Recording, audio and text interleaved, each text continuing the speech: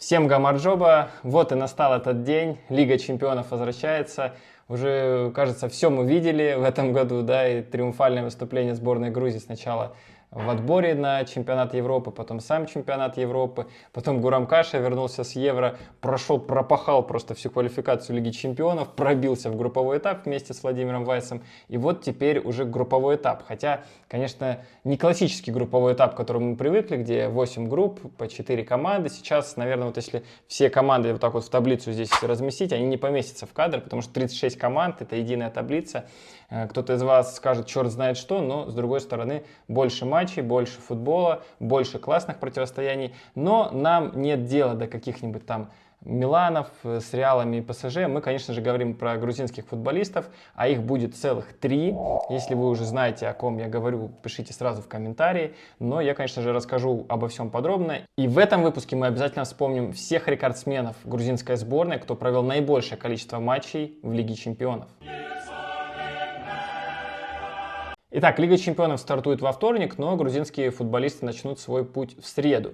Если вы назвали правильно имена всех 3 футболистов, кто примет участие в этом году в Лиге чемпионов, то я вас поздравляю, вы настоящий знаток сборной Грузии. А теперь мы о каждом поговорим отдельно. Ираклий Азарови будет играть в составе Донецкого Шахтера. Выездной матч против итальянской Болонии. Вроде бы неплохое начало. У Ираклия уже есть опыт выступления в Лиге чемпионов. Ираклий дебютировал в Лиге чемпионов в 2023 году, то есть всего год назад. Это был домашний матч команды против Порту. Там проиграли 1-3, но в рамках того же группового этапа был матч потом еще в Барселоне, где Ираклию удалось отметиться голевой передачей. Не знаю по какой причине, но в предыдущем матче чемпионата Украины Ираклий участие не принимал. Поэтому тут уж загадка, появится он или нет, связано это с травмой или нет. Но, во всяком случае, за этой игрой мы будем пристально следить. Также в среду играет Селтик и Слован, матч в Глазго. Если вы смотрели мой прошлый выпуск, где я анализировал выступление грузинских легионеров на выходных, я рассказывал, что Гурам Каши, он отличился автоголом, к сожалению. Да? Но несмотря вот на такой сюрприз, Слован Владимира Вайса в своем чемпионате выиграл 2-1, волевая победа, в концовке там дожали, забили, потом еще не дали сопернику пенальти забить. И, в общем-то, настрой у них должен быть хороший перед Лигой чемпионов, тем более, какой путь преодолела команда, 4 квалификационных раунда. Каша вообще приехал с Евро после этого безумия, что творилось сначала в Германии, потом в Грузии, поотмечал и поехал добывать путевку в Лигу чемпионов. И все-таки добыл ее. И да, футболисту 37 лет, не знаю, насколько ему будет тяжело восстанавливаться, такой сумасшедший график, сейчас за сборную Грузии сыграл, и вот сейчас едет на первый матч против Селтика. Не могу сказать, что словацкой команде не по зубам этот соперник, вполне по зубам, ну и для Гурама Каши офигенный опыт, сами судите, 8 матчей будет, я сейчас соперников всех не буду озвучивать, но будет на что посмотреть, это точно.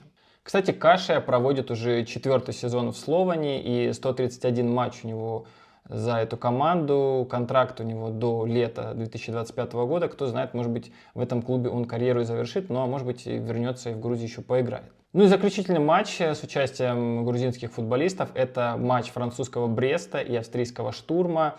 Здесь футболист, который, как вы пишете в комментариях, наверное, обделен больше всего вниманием. Атар Китаишвили, который тоже очень проявил себя на чемпионате Европы по футболу. И когда я общался с разными экспертами, многие отмечали, что его вклад, в том числе в победу над Португалией, был очень великим, и его не хватило как раз-таки в матче с Испанией, когда счет был 1-4 в итоге.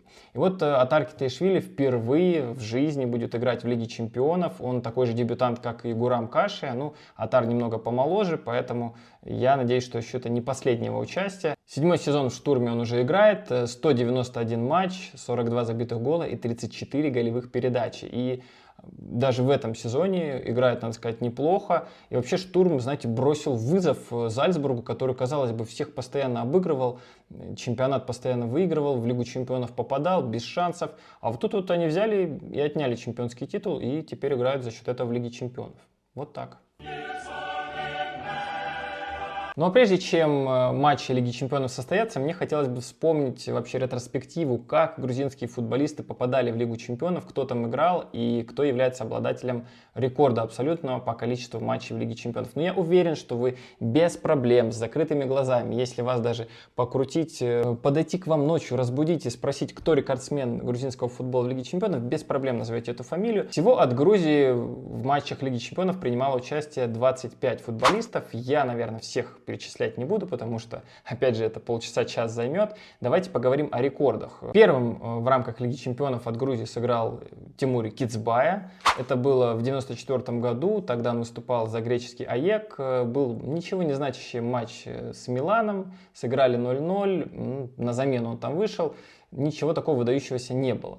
И вот у Тимури потом еще было 9 матчей, всего он 10 игр в рамках Лиги Чемпионов провел. В 2008 году Тимур Кицбай, будучи тренером Анартосиса, выпустил на поле Клементи Цитаишвили, который является отцом Георгия Цитаишвили, сейчас выступающего за Гранаду. И, кстати, неплохо играющий, он голевую передачу отдал вот в матче, который был на выходных. Непростая группа была тогда у Тимура Кицбая. Там был Милан, команда с таким забавным названием Казино Зальцбург и амстердамский Аякс. Последующие матчи команда Кицбая проиграла и в итоге турнир покинула. В 1997 году Тимур Кицбай выступал уже за английский Ньюкасл, и группа была непростая: ПСВ, Динамо Киев и Барселона. В заключительном матче, кстати, играли с Динамо Киев, обыграли их 2-0. Вот такой путь в Лиге Чемпионов был у этого футболиста, но даже эта победа 2-0 не смогла обеспечить выход в следующий раунд. Ньюкасл финишировал лишь на 3-м месте. Ровно столько же матчей у Георгия Димитрадзе. Он начинал свой путь в киевском «Динамо» и, в общем-то, с этой командой все свои матчи в Лиге Чемпионов провел. Георгий Димитрадзе дебютировал в Лиге Чемпионов в начале 2000 года. Если вы помните, тогда еще был второй групповой этап. Там было много таких непонятных матчей, но здесь надо сказать, что «Динамо Киев» боролась за выход из группы до последнего. Там, если помните, было 4 команды в группе, играли каждый с каждым, ну, в общем, как и в первом групповом этапе, но группа была сумасшедшая. Помимо Ротенбурга, которые, в общем-то, киевляне дважды обыграли, был еще Мадридский Реал и Мюнхенская Бавария. И вот здесь была настоящая заруба. Димитрадзе, кстати, играл вместе с Каладзе в этих матчах. И вот чуть-чуть не хватило буквально команде. И, пожалуй, решающий матч был как раз-таки в Мадриде, где киевлянам надо было выигрывать. Димитрадзе там очень активно себя проявлял. И с помощью Ерра он смог отличиться. Фактически это был автогол, но голевую передачу все-таки на Димитрадзе записали. Потом был заключительный тур, домашний матч против Баварии. Ну, Грузия, наверное, тогда гуляла, потому что и Каладзе, и Димитрадзе забили мячи, Катай Махарадзе это все дело комментировал. Прекрасный был матч, но, к сожалению, этого все же не хватило, чтобы команда вышла из группы, и «Динамо» в итоге осталась на неприятном 3-м месте, проиграв просто вот за счет разницы мячей в личных встречах с Реалом, потому что по 10 очков команды набрали, но вот Киеву этого не хватило. Кстати, счет в том матче сравнял Роберто Карлос своим потрясающим ударом со штрафного. Ну а в следующем сезоне групповой этап для киевского «Динамо» сложился не так удачно. Пусть Димитрадзе там 2 мяча забил в ворота Андерлехта и, наверное, вписал свое имя тоже в историю грузинского футбола, но, к сожалению, команда из группы не смогла выйти. Последний матч был против Манчестера и еще того звездного Манчестера, где и Скоулс, и Гиггс, и Кин. Ну, в общем, шансов было мало. Но Киев боролся до последнего и проиграл со счетом 0-1. Итак, 4-е место — это Ливан Кабиашвили, который всего на 1 матч сыграл больше, чем Димитрадзе и Кицбай. 11 игр у него. Но есть уникальное достижение, которое еще никто из грузинских футболистов пока не повторял. Это хит-трик в ворота голландского ПСВ. Ну, не то, что именно в ворота голландского ПСВ. Никто еще 3 мяча в рамках Лиги Чемпионов из Грузии пока не забивал. Но, к сожалению, это были единственные голы у Кабиашвили, которыми он отличался в рамках Лиги Чемпионов. А кто не знает, Ливан Кабиашвили сегодня президент Федерации футбола Грузии, кстати. Помимо хет-трика в своем дебютном сезоне в рамках Лиги Чемпионов Кабиашвили отметился еще 2 голевыми передачами в матче с Фенербахче, но групповой этап закончился встречей с Кахой Каладзе. И неудачной, надо сказать, для Шальки. Проиграли в итоге 3-2. Каладзе пошел дальше, а Кабиашвили отправился вместе с Шальки домой в Германию. В следующем сезоне Кабиашвили практически пропустил весь групповой этап из-за травмы, восстановился уже ближе к плей-офф. В четвертьфинале Шальке попал на Барселону, можно сказать, звездную Барселону, еще не эпохи Месси, но там были Хави, Иньеста, Тьерри Анри, Карлос Пуйоль и другие звезды, и в итоге здесь команда из Гельзенкирхена проиграла. Третье место – Давид Хочалава, футболист, который провел 16 матчей в рамках Лиги Чемпионов. Признаюсь честно, я об этом футболисте мало что знал до того, как записывал этот ролик. И вот удивился, что, оказывается, он закончил карьеру только этим летом.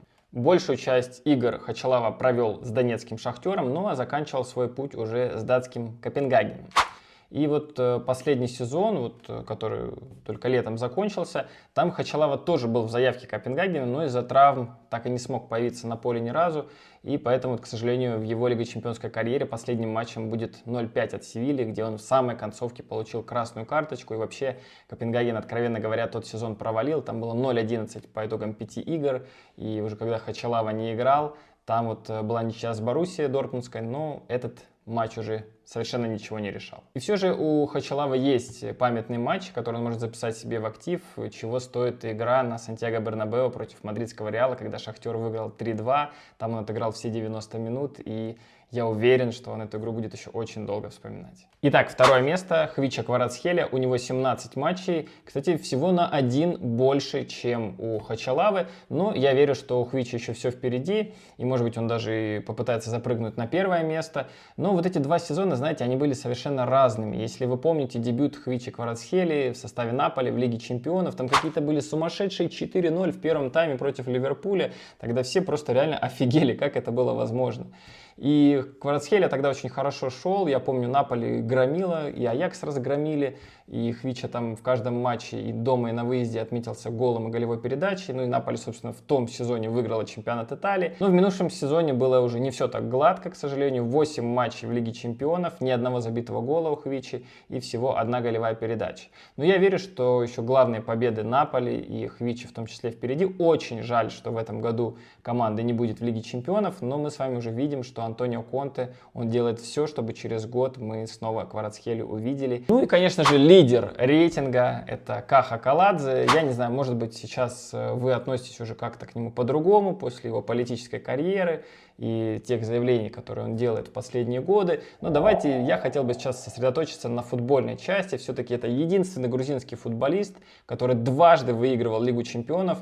Причем истории, знаете, совершенно разные. Ну, во-первых, скажем, что у него 70 матчей в главном европейском турнире. Но Хвичи нужно будет постараться. Хотя сейчас, конечно, даже если из группы не выходить, то уже 8 матчей можно сыграть. Да, вы знаете про новый календарь, вообще новый формат турнира.